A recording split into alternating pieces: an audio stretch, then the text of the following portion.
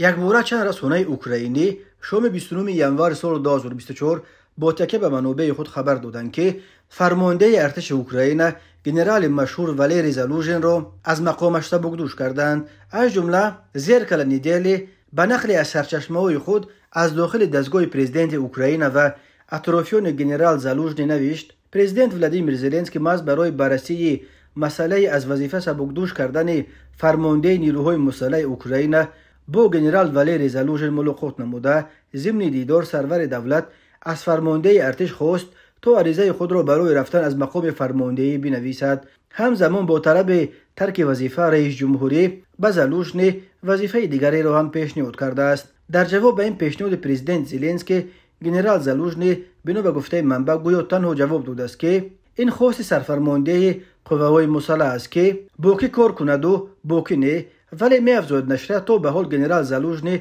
عریضه خود را برای ترک وظیفه به ولادیمیر زلنسکی پیشنهاد نکرده است. منبع تاکید نموده است که ظاهرا گنرال خواهش نوشتن عریضه را نیز ندارد. بنا به نوشته بعضی دیگر رسانه‌های اوکراینی علیه زالوژن از وظیفه سبکدوش شده است. در همین حال هم وزارت مدافع اوکراین و هم سخنگوی پرزیدنت اوکراین خبر برکناری فرمانده ارتش اوکراینی را رد کردند. از تیر ماه سال 2023 این جانب رسانه‌های گوناگون با تکیه به منابع خود از داخل دستگاه پرزیدنت اوکراین و وزارت مدافع اوکراین گزارشان نشر می‌نمایند که گویا بین رئیس جمهور اوکراین ولادیمیر زلنسکی و فرمانده ارتش این کشور گنرال نافهمی‌های به وجود آمده است. اکثریت بر این نظرند که پس از راندن ارتش روسیه از استانه کیف و همچنین بازپسگیری زمین‌های غصب شده از دست روس‌ها و شکست روس‌ها در خرسون، شورت زالوژن همچون لشکرکش جوانی شد.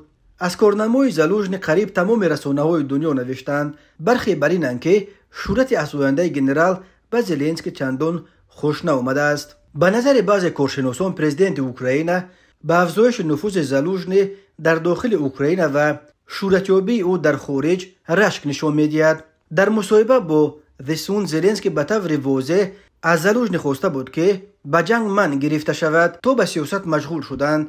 اگر شما جنگ را اداره میکنید تو در ذهنتان باشد که فردا وارد سیاست میشوید و در انتخابات اشتراک میکنید، پس شما امروز خود را در میدان جنگ نیز چون یک سیاستمدار به نمایش گذارید، نه همچون جنگاور. با همه احترامی که من به گنرال زالوژن و دیگر قماندان‌ها دارم، این را تاکید میکنم، گفته بود زلنسکی. وجود نافهمی‌ها و رقابت بین پرزیدنت اوکراین و فرمانده ارتش اوکراین را در خود این کشور نیز رد میکنند. اما مقامات رسمی اوکراین سر و صداها درباره اختلاف بین زلنسکی و زالوژن را انکار نموده میگویند که این همه تبلیغات و جنگ رسانه‌ای است که روسیه بر او انداخته است.